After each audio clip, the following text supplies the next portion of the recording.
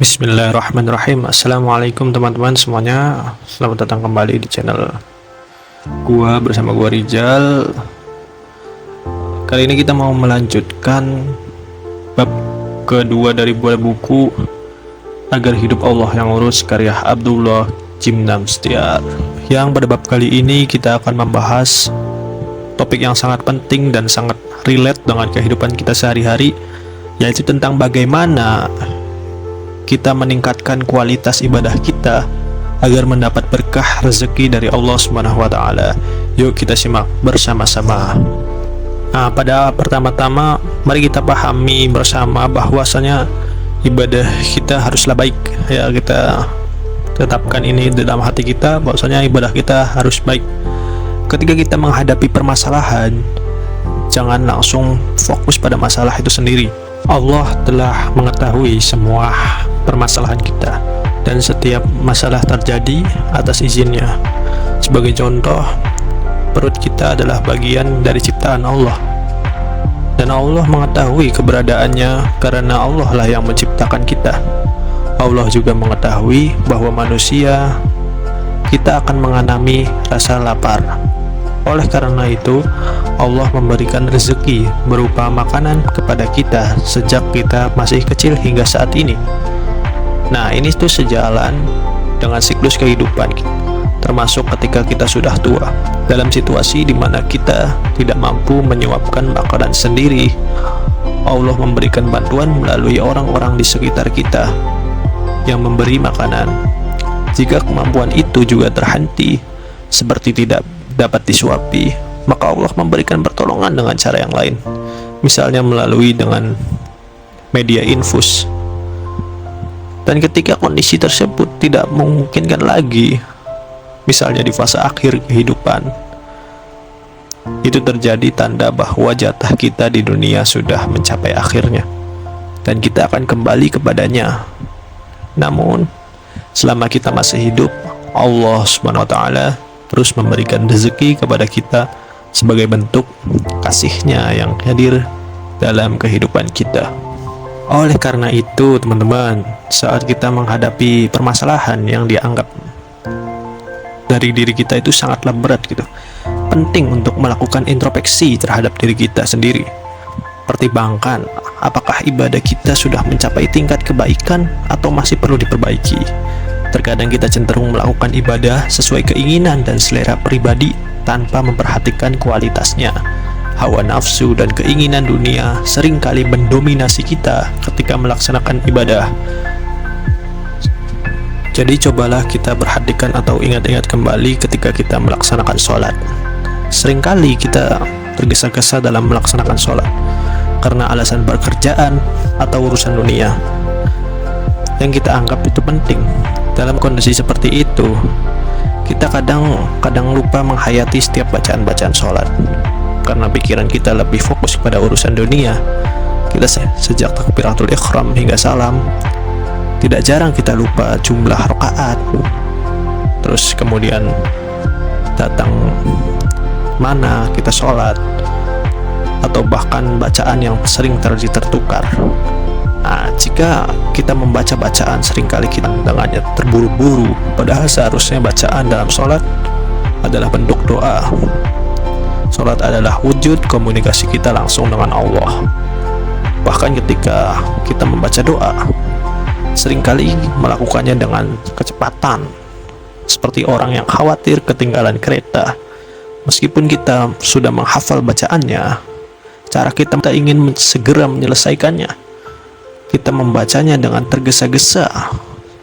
Ya, yang seharusnya jika kita manusia meminta bantuan kepada sesama manusia seperti meminjam uang, kita berbicara dengan sopan dan santun, perlahan-lahan dan penuh tata krama. Juga pada awal-awalnya menanyakan kabar terlebih dahulu, seperti itu kan. Nah, apalagi konteksnya itu ketika kita berbincang dengan Tuhan, ketika kita meminta sesuatu, ketika kita berdoa, ketika kita meminta ampunan. Apakah sebagai seorang hamba kita melakukan dengan tergesa-gesa itu sopan santun yang benar? Tentu saja kan tidak. seharusnya kita membacakannya dengan penuh kehati-hatian, dengan penuh kekhusyuan, dengan penuh sungguh-sungguh akan kesadaran apa yang kita lakukan selama di dunia, baik ketika kita meminta maaf, memohon ampunan, ataupun kita meminta sebuah petunjuk, maka kita harus melakukannya secara sopan dan juga perlahan-lahan.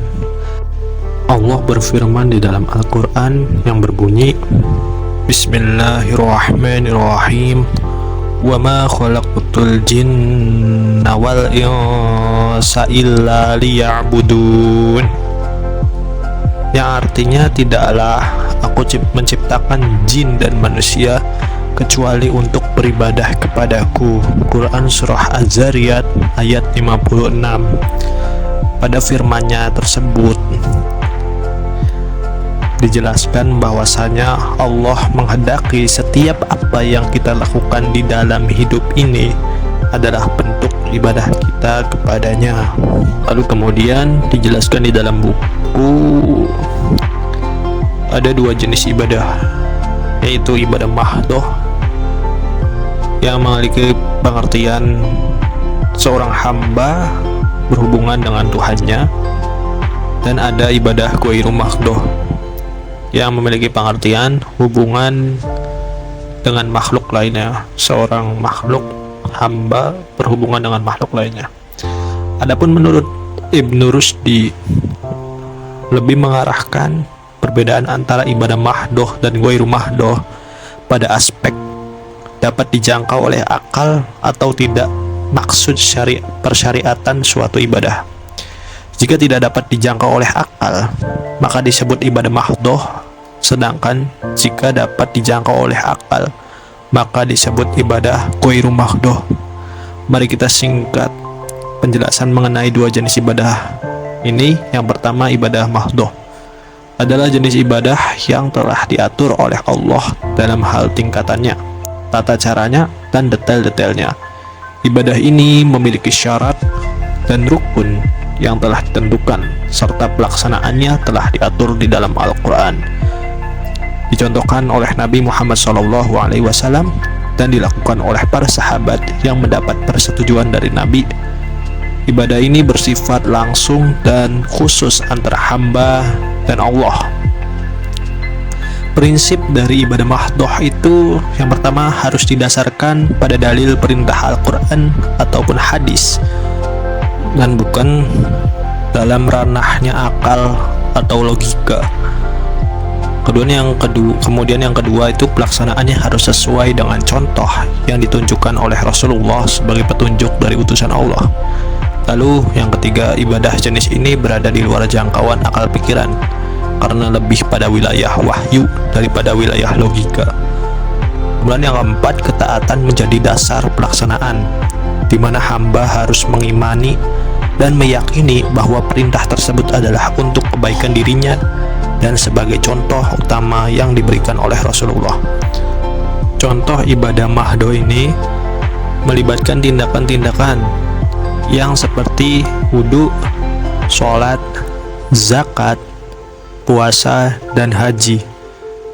Ibadah ini mengandung dimensi spiritual dan ketaatan yang mendalam kepada Allah. Lalu jenis kedua adalah ibadah ghairu mahdoh, yang berarti ibadah yang tidak memiliki syarat dan rukun yang ditetapkan secara ketat. Pelaksanaannya tidak terikat waktu, cara pelaksanaan, atau kuantitasnya. Sama seperti ibadah mahdoh, ibadah ghairu mahdoh juga memiliki beberapa prinsip. Di antaranya yang pertama, dilakukan berdasarkan ketiadaan larangan dalam dalil. Selama tidak ada larangan dari Allah dan Rasulullah SAW, bahkan seringkali ada anjuran untuk melaksanakannya. Kemudian yang kedua, pelaksanaannya tidak harus sesuai dengan contoh yang diberikan oleh Rasulullah.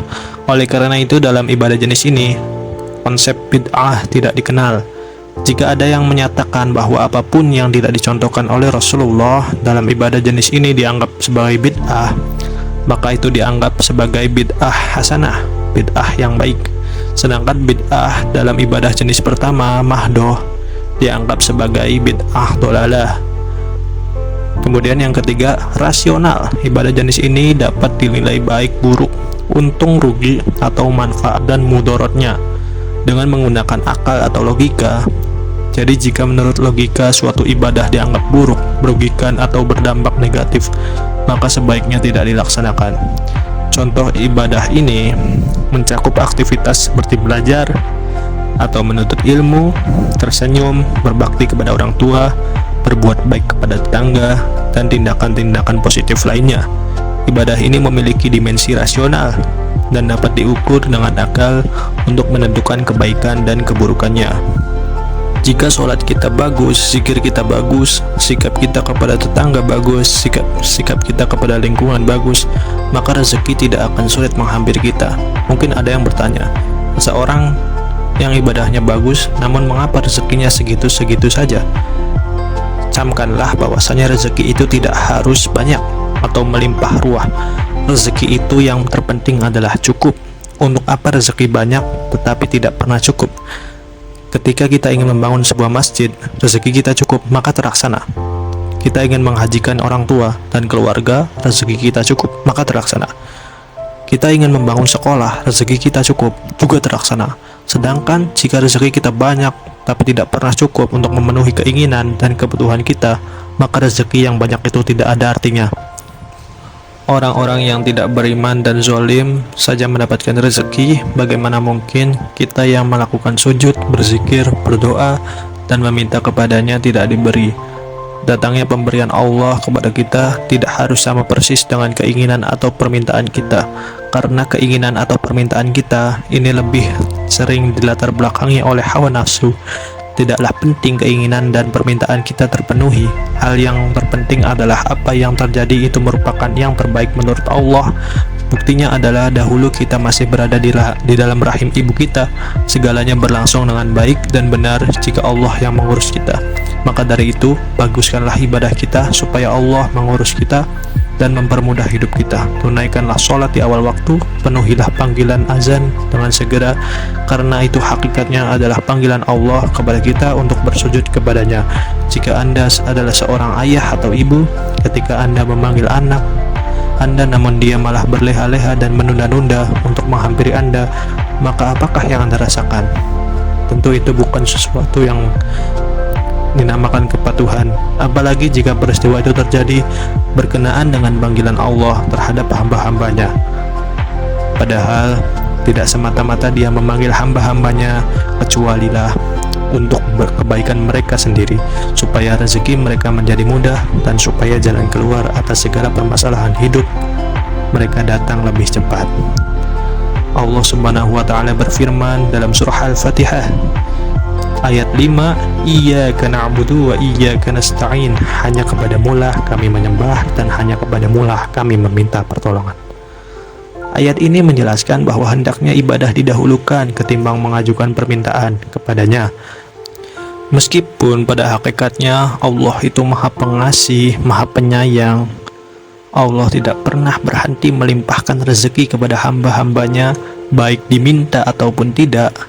Janganlah ragu akan jaminan Allah terhadap rezeki kita. Baguskanlah zikir kita, sholat kita, munajat kita, amal-amal kita.